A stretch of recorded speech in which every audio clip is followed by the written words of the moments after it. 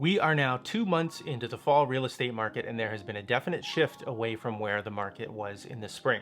As we move through September and October, we've seen inventory build up, we've seen sales slow down, and a number of buyers are being sidelined by the higher interest rates. The Toronto Real Estate Board just released their market report for the month of October, and of course, along with that came a number of headlines. And as always, those headlines are focusing specifically on the macro numbers, the big picture. But it's a mistake to think that every submarket and micro market is feeling the shift to the same degree. And if you dig deeper into those submarkets and micro markets, you quickly see that the stories there don't always line up with the story that the macro numbers are telling us. In this video, we're going to recap TREB's market report looking at the macro numbers. But then I want to narrow the scope and focus in on the city of Toronto, looking specifically at two home types, semi-detached houses and condo apartments, because this is going to give us some added perspective on what's happening in the market right now. My name is Jason Bondy-Sawyer with the Bondy-Sawyer real estate team here in the city of Toronto. Now, if you like this video and you want to see more of them, please subscribe to the channel. If you find the video valuable, give it a like, because what that's going to do is push it out to other people like yourself who might find value in it as well. If you want to book a meeting or have a discussion with me about what's happening in the market, you can do so in that link down in the description. Okay, so let's dive into the GTA numbers. So in October, we saw 4,646 sales. Now, that is up just a tiny little bit, 4 sales to be exact, over where we were in September. But it is certainly down from where we were in October, down by almost 6%. So moving on to active listings. Now remember, active listings is all of those listings that are still available for sale on the last day of the month.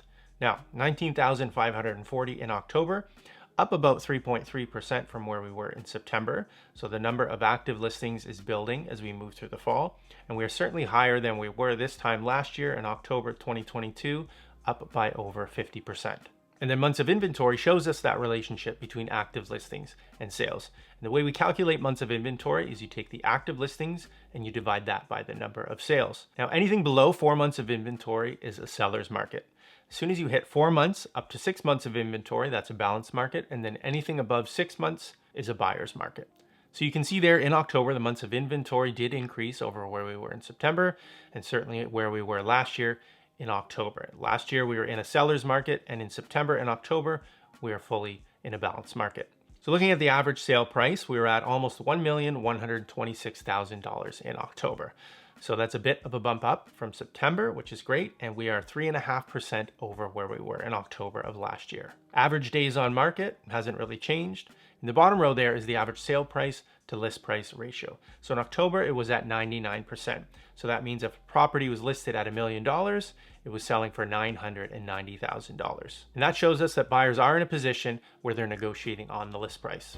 So let's jump in now to the numbers for semi-detached homes in the city of Toronto. So looking at sales, although that number is down from where it was in October of 2022, we actually saw a decent uptick from where it was last month, just over 21%. Active listings are certainly up from where they were this time last year, almost 49%, and they went up month over month as well. But because we saw the number of sales go up in October, we actually saw the months of inventory go down from September to October. And you can see there 2.3 months of inventory. So we are still very much in a seller's market.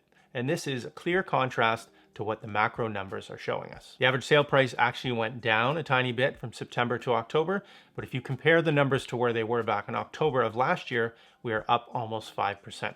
Days on market was less than it was last year, but it did bump up a little bit from where it was in September. And then looking at the average sale price to list price ratio, 103% in October. So there are still buyers out there who are paying above the list price for semi-detached houses in the city of Toronto. That tells us that there's competition amongst buyers, and that's reflected in the months of inventory as well. So let's jump over now to condo apartments in the city of Toronto. And this is going to be interesting because you're going to see some key differences here compared to the semis. So 883 sales in October, and this is an increase over September, which is great, almost 4%, but not as much as the 21% that we saw with semi-detached houses. And the sales for condos are actually not much different from where they were in October of last year, coming down just over 0.5%.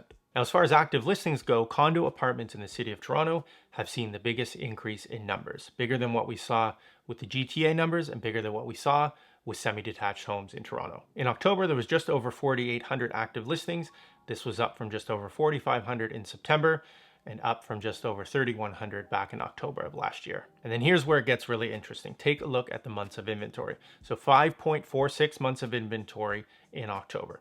So that is still technically a balanced market, but we are almost at a buyer's market. And we are above where we were in September, so inventory is continuing to build, and definitely above where we were back in October of last year. So even though things were slow this time last year, we were still technically in a seller's market for condos. Now looking at the average sale price, it's interesting here as well because condos actually went down month over month, and they actually went down year over year by 1.5%.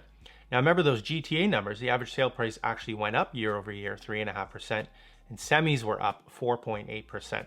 So to see condo prices down both month over month and year over year is certainly telling of where the condo market is at right now. Average days on market, 25, same as September, and only one more than we saw in October of last year. And then the average sale price to list price ratio, 99%. Same as September and same as October last year.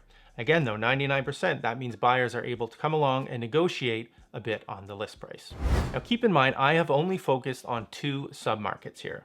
You could also look at detached homes, condo townhouses, row houses, and then you could narrow the focus even further and look at specific neighborhoods. And each of those segments is going to tell a different story than that of the overall GTA market as a whole.